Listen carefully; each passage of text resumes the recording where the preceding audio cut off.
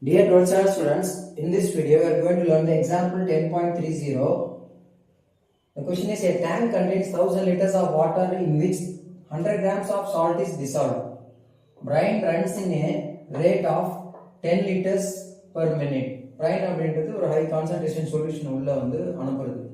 Each liter contains 5 grams of dissolved salt.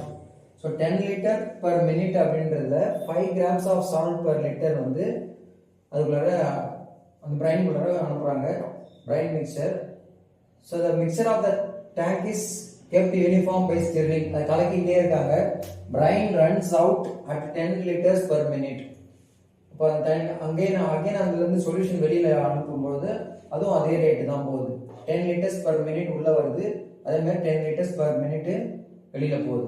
So find the amount of salt at any time t அப்படி கேட்குறாங்க.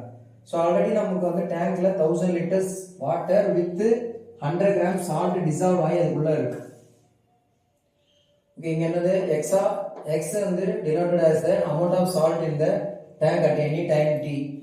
So its rate of change dx by dt எப்படி எழுதுவோம்னா inflow rate minus outflow rate.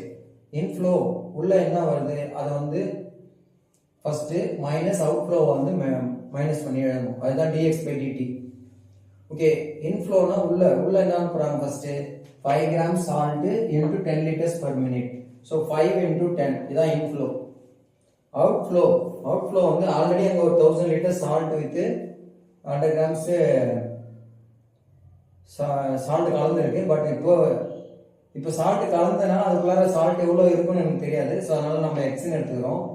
So 10 into x வெளியில out ஆகுது. Out of 1000 liters water அதுக்குள்ள எப்பயுமே இருந்துட்டே இருக்கும்.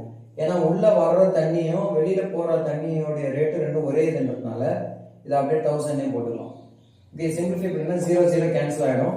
You will get 1/100 into x. எக்ஸசைஸ்ல 10 சம் எப்படி போட்டோமோ அதே மாதிரி தான். இங்க வந்து -1/100 காமனா வெளியில எடுத்துடணும். வேற வழியில எப்பயுமே இந்த எக்ஸுக்கு முன்னாடி என்ன இருக்கோ அதை அப்படியே எடுத்துடணும். எடுத்தாச்சுன்னா இங்க பிளஸ் எக்ஸ் வந்துடும்.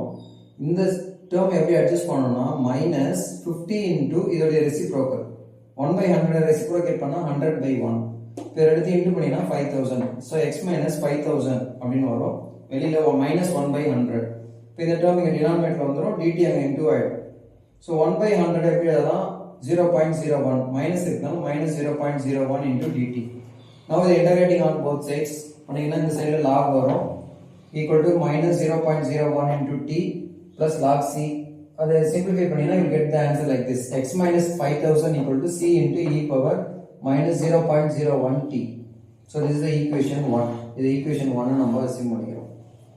At time t equal to 0 அப்படினும்போது அதுல salt content இருக்கு இல்லையா? salt வந்து ஆல்ரெடி அந்த டேங்க் உள்ளார 100 grams of salt இருக்கு. So அதை நம்ம இங்கே சப்ஸ்டிட்யூட் பண்ணிக்குவோம். At time t equal to 0 x is equal to 100 gram. So x க்கு 100 போட்டீங்கன்னா 100 minus 5000 equal to c e power 0. Because time 0 ன்றதுனால e power 0 1. So you will get the value of c. c ஓட value என்ன வரும்னா -4900. So அதை again replace பண்ணுங்க equation 1ல. You will get x minus 5000 equal to -4900 into e power -0.01 into t.